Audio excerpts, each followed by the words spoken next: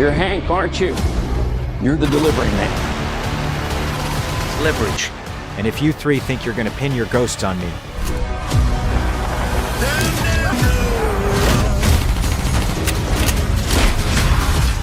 I'm not anyone's backup plan, and I'm not anyone's partner.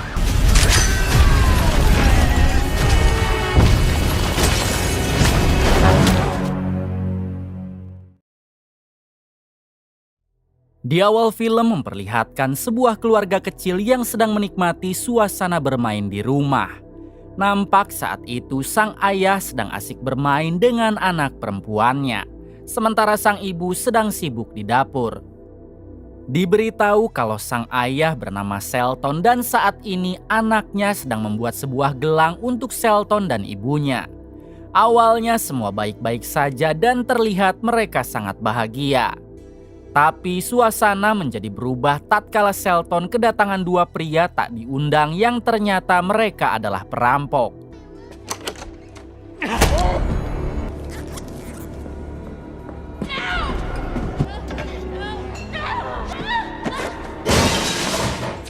Diketahui kedua perampok itu bernama Derby dan rekannya bernama Ames.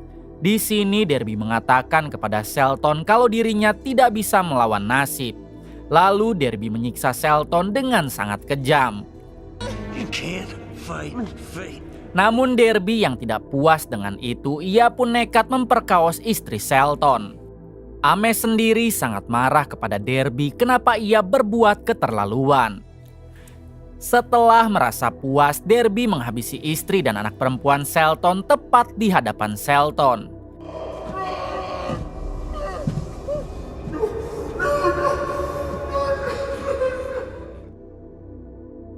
Singkat cerita, setelah kejadian itu, Shelton terus berusaha mencari keadilan atas tewasnya anak beserta istrinya. Meski pada saat ini dua perampok itu telah tertangkap, namun pengacara Shelton yang bernama Nick mengatakan kalau ia sudah berusaha semaksimal mungkin. Sayangnya Derby yang merupakan otak dari perampokan itu bersaksi kalau orang yang telah menghabisi keluarga Shelton adalah Ames, yang tak lain adalah rekan Derby saat merampok. Karena hal tersebut, Jaksa Agung akan menghukum Ames dengan hukuman mati setelah mendapat kurungan 10 tahun penjara. Sementara Derby hanya mendapat hukuman 5 tahun penjara saja. Di sini Shelton berusaha memberikan tes DNA beserta segala bukti yang telah ia kumpulkan. Namun Nick mengatakan kalau semua itu percuma karena jaksa sendiri tidak meyakini tuduhan apapun dari Shelton. Karena pada saat kejadian Shelton diyakini sedang mengalami pingsan atau tak sadarkan diri.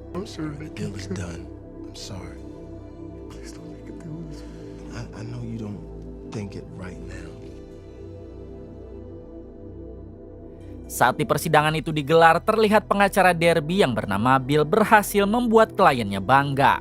Saat Nick menghampiri Derby, Derby mengatakan kalau dirinya tidak akan bisa melawan takdir.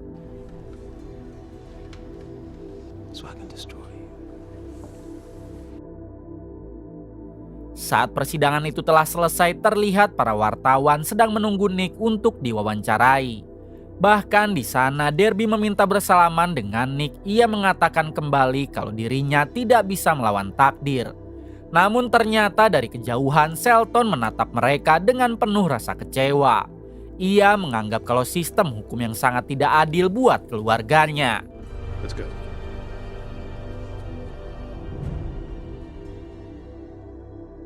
Singkat cerita, 10 tahun pun telah berlalu. Kini Nick menjadi seorang pengacara yang cukup terkenal. Tak hanya itu, Nick juga sekarang menjadi orang sangat dihormati oleh para penegak hukum. Setelah itu Nick menghadiri acara eksekusi Ames. Di sana terlihat Bill pengacara Derby dulu juga datang ke sana. Sebelum Ames dieksekusi, ia dipersilahkan mengatakan kata-kata terakhir. Di sana Ames mengatakan kalau dirinya sangat menyesal telah merampok keluarga Shelton. Namun ia bersumpah demi Tuhan kalau dirinya tidak membunuh anak dan istri Shelton.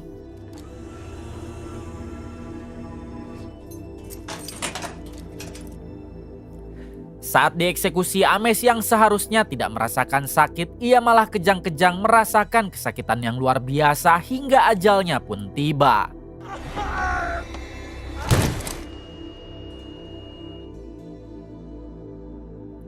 Setelah kejadian itu, para polisi menemukan barang bukti yang ternyata ada seseorang yang telah menaruh racun ke cairan yang disuntikan kepada Ames. Di racun tersebut tertulis bacaan kalau kau tidak bisa melawan takdir. Di sini Nick langsung menganggap kalau orang yang melakukan itu adalah Derby. Ia dan para polisi lain langsung bergegas ke kediaman Derby. You got history with him? Put him away. All right, 3 years. At the going rate for murder these days? Well, if you scholars wouldn't contaminate the crime scenes, I could keep him locked up longer. Di sisi lain, Derby sedang bersantai sambil mengonsumsi narkoboy. Ia juga melihat berita tentang eksekusi Ames, mantan rekannya dulu. Namun tiba-tiba ponselnya berdering. Ia dihubungi oleh seseorang pria yang tak dikenal. Pria itu mengatakan kepada Derby kalau dirinya harus segera pergi karena polisi akan menangkapnya. Derby yang melihat para polisi memang berdatangan langsung bergegas kabur. Ia terus dibimbing oleh pria misterius tersebut. Bahkan si pria misterius itu mengatakan jika Derby ingin selamat, ia harus berlari ke arah pabrik kosong. Dan di sana sudah ada mobil polisi dengan polisi yang sedang lengah. Derby pun menuruti pria misterius yang hendak menyelamatkannya itu. Di mobil, Derby mengambil pistol polisi dan menyuruh polisi itu untuk pergi ke tempat aman.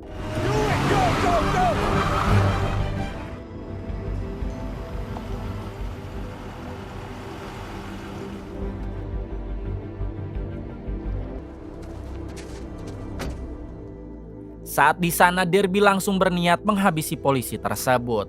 Polisi itu tentu ketakutan sambil mengatakan bagaimana nasib anak dan istrinya nanti. Tiba-tiba Derby dihubungi lagi oleh pria misterius tadi. Yang ternyata pria misterius itu adalah Shelton yang ada di hadapannya.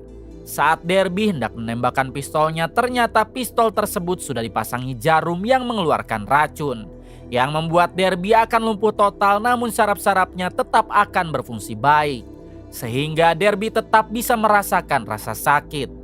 Karena Shelton akan menghukum Derby dengan rasa sakit yang belum pernah ia sangka sebelumnya.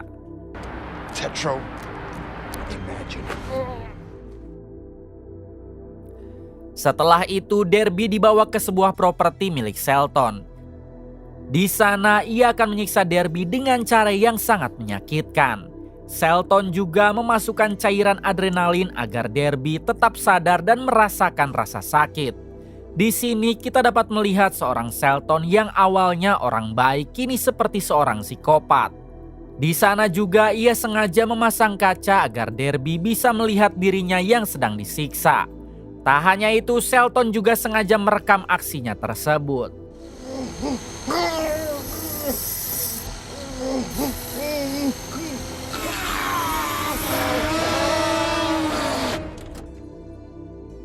Beberapa hari kemudian, Nick yang sedang bersama teman-teman pengacaranya, ia mendapatkan kabar dari polisi kalau Derby telah ditemukan di sebuah gudang.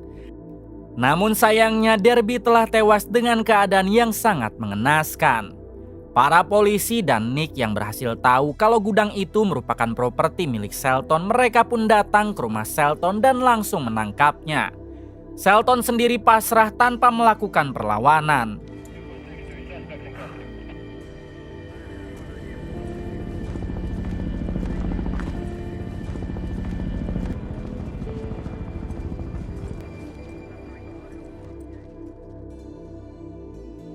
Esok harinya Nick menemui Shelton di penjara. Di sana Nick meminta pengakuan tentang dirinya yang telah menghabisi Derby. Tak hanya itu saja, Nick juga sekarang curiga kalau orang yang telah memasukkan racun saat eksekusi Ames adalah Shelton. Namun di sini Shelton malah mempermainkan Nick sampai membuatnya kesal. Bahkan Shelton juga meminta Nick untuk menyediakan kasur dan bantal empuk. Karena kasur dan bantal yang ada di penjara itu sudah sangat bau jigong. Jika Nick mengabulkan permintaannya, maka Shelton bersedia mengatakan semuanya di persidangan. Namun Nick memilih pergi karena ia merasa Shelton sedang mempermainkannya. Nick, unless you have any hard evidence. I guess we're done here.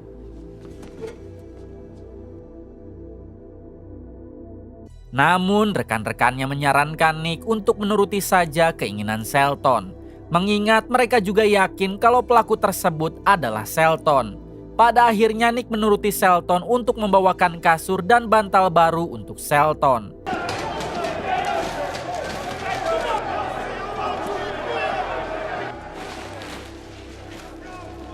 It's the have-nots in here, son. The worst.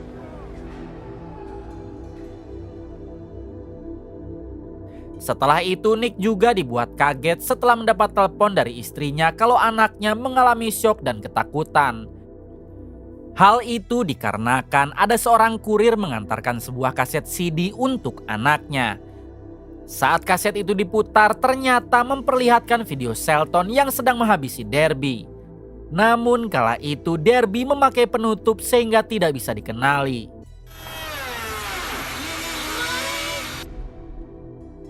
Singkat cerita, persidangan Shelton akhirnya digelar. Di sana Shelton yang sudah berjanji kepada Nick untuk mengaku di persidangan ternyata ia berbohong. Ia malah membela dirinya sendiri. Terlihat ia sudah sangat piawai seperti seorang pengacara.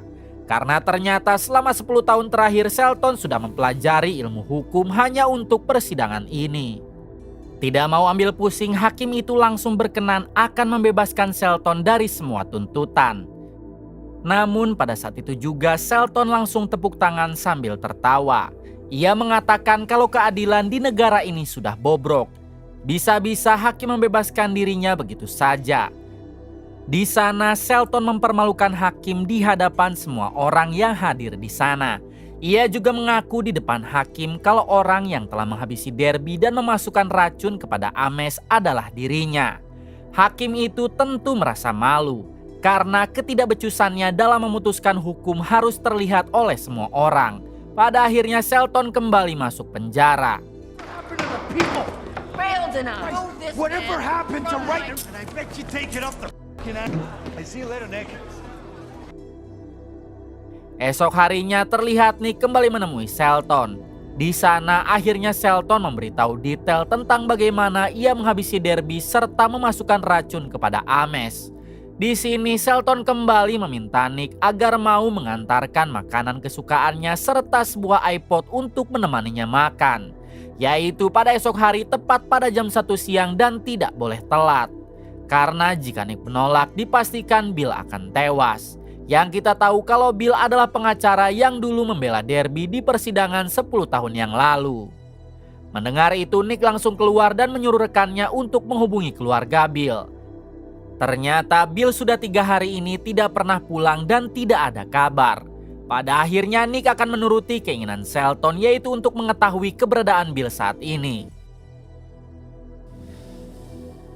Namun esok harinya para polisi sengaja datang telat karena ia merasa ancaman Shelton tidak perlu dianggap serius. Saat makanan itu tiba akhirnya Shelton memberitahu di mana keberadaan Bill.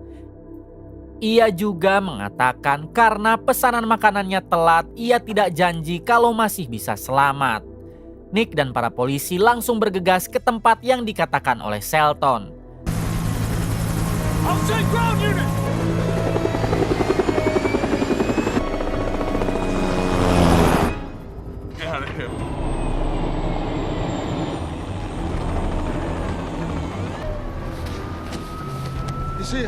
Pada akhirnya mereka berhasil menemukan Bill yang saat itu sudah tewas terkubur.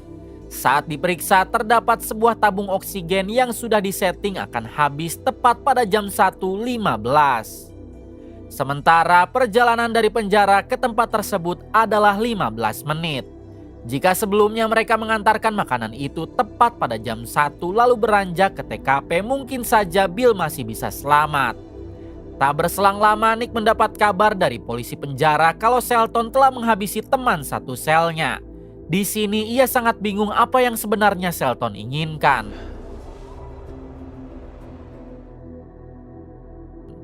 Malam harinya Nick diajak rekannya yang bernama Jonas untuk menemui seseorang yang katanya sangat mengenal Shelton. Di sana orang itu mengatakan kalau dirinya adalah rekan Shelton yang dulu pernah bertugas bersama Shelton. Orang itu mengatakan kalau Shelton adalah mantan agen rahasia yang paling cerdas. Bahkan saat dulu ketika semua agen diperintah untuk menghabisi seorang musuh, tidak ada satupun yang berhasil menghabisinya. Akan tetapi ketika tugas tersebut diberikan kepada Shelton, ia dengan mudah menghabisi musuh itu tanpa menyentuhnya. Orang itu juga mengatakan jika Shelton berniat menghabisi Nick, maka Nick pasti tewas. Alasan Shelton masuk penjara bukan karena ia tertangkap, melainkan ia yang menginginkannya. If Clyde wants you dead, you're dead. Esok harinya Nick dan Jonas mendatangi si hakim. Mereka meminta si hakim untuk menjatuhkan hukuman yang berat kepada Shelton. Dengan angkuh si hakim mengatakan kalau dirinya bisa mengatur semuanya. Saat perbincangan itu tiba-tiba ponsel si hakim berdering. Hello? Namun saat diangkat ponsel itu meledak yang membuat si hakim tewas pada saat itu juga. Hal tersebut tentu membuat Nick dan Jonas merasa ketakutan. Esok harinya Nick kembali menemui Shelton. Di sana ia bertanya kenapa Shelton menghabisi setiap orang. Padahal dendamnya sudah terbalaskan dengan matinya Derby dan Ames. Namun di sini Shelton menegaskan kalau dirinya melakukan hal tersebut bukan atas dasar balas dendam. Melainkan Shelton ingin menghancurkan sistem hukum yang kini sudah sangat bobrok. Ia juga meminta Nick mengabulkan permintaan terakhirnya, yaitu ia ingin bebas dari penjara ini sebelum jam 6 esok hari. Jika Nick menolaknya, Shelton mengancam akan menghabisi semua rekan-rekan Nick. Namun tentu saja hal tersebut mustahil Nick lakukan mengingat Shelton sudah banyak menghabisi orang. What else could it be?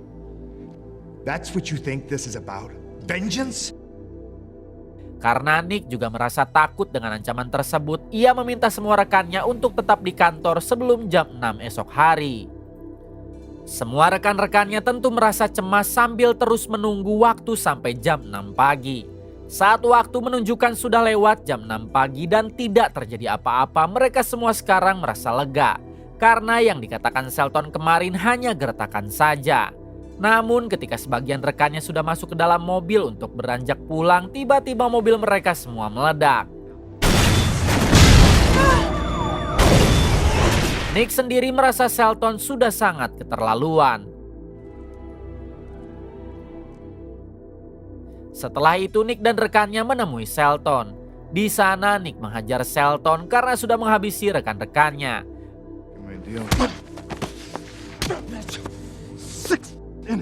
Namun Shelton malah mengatakan kalau semua itu baru permulaan. Ia akan menghabisi semua penegak hukum yang ia anggap gagal dalam menegakkan keadilan. I'm gonna pull the whole thing down. Esok harinya saat Nick dan Jonas menghadiri pemakaman rekan-rekannya, Jonas berkata kepada Nick kalau mereka berdua akan menjadi target selanjutnya. Di sini Nick mencoba menenangkan Jonas dengan mengatakan kalau ia akan menghentikan Shelton.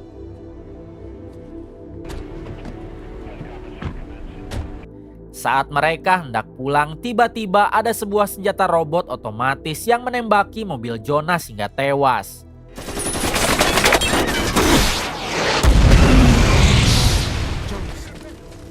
Please, listen to me! Setelah kejadian itu, Nick menghadap wali kota dan meminta kepadanya agar Nick bisa mengundurkan diri.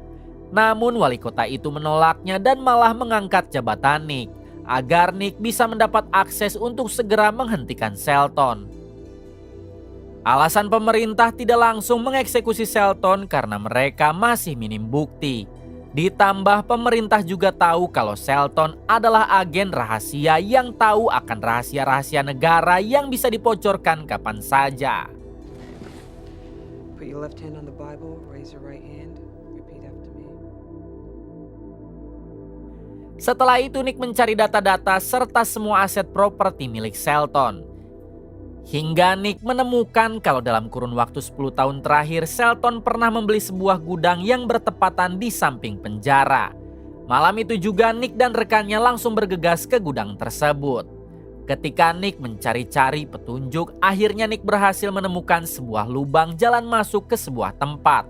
Saat ditelusuri, ternyata lubang itu mengarah ke sel isolasi tempat Shelton ditahan. Saat dicek, ternyata saat itu Shelton tidak berada di selnya. yang artinya Shelton selalu keluar masuk penjara pada malam hari untuk melancarkan aksinya. Di ruangan rahasia itu, Nick juga menemukan sebuah catatan kalau tepat pada malam ini Shelton sedang berada di sebuah balai kota untuk menghancurkannya. Benar saja, saat itu Shelton sedang menyamar sebagai cleaning service untuk menaruh bomnya tepat di bawah ruangan rapat. Diketahui kalau beberapa jam lagi wali kota akan mengadakan rapat penting dengan para pejabat serta aparat hukum. Singkat cerita, Nick sudah berada di gedung balai kota. Ia juga sudah memanggil penjinak bom. Namun sayangnya Shelton sudah tidak berada di sana. Mereka bertiga berusaha mencari di mana bom itu diletakkan. Hingga pada akhirnya bom itu berhasil ditemukan. Saat diperiksa ternyata bom itu dikendalikan dari jarak jauh menggunakan panggilan ponsel. So what do we do? Maybe 30 seconds till boom time. Kembali ke Shelton yang saat ini sedang memantau jalannya rapat di balai kota menggunakan tape. Tiba-tiba di sana sudah ada Nick dan Nick meminta Shelton untuk berhenti menghabisi orang-orang yang dianggapnya bersalah. Nick juga berjanji kepada Shelton kalau ia akan mengubah sistem negeri ini menjadi lebih baik. Namun Shelton yang sudah tidak percaya, ia tetap akan menghancurkan balai kota itu dengan panggilan ponsel yang ada di tangannya. Melihat hal tersebut, Nick langsung bergegas pergi dan menutup ruangan tersebut. Ternyata bom itu telah dipindahkan oleh Nick ke bawah ranjang Shelton. Hingga pada akhirnya Shelton pasrah sambil memandangi gelang yang dulu dibuat oleh anaknya. Shelton pun harus tewas dengan sangat mengenaskan. Lalu kemudian film pun tamat. Terima kasih kepada kalian semua yang telah menonton hingga akhir. Semoga kalian semua diberikan kesehatan dan rezeki yang berlimpah. Salam untuk semuanya dari Hampura Film.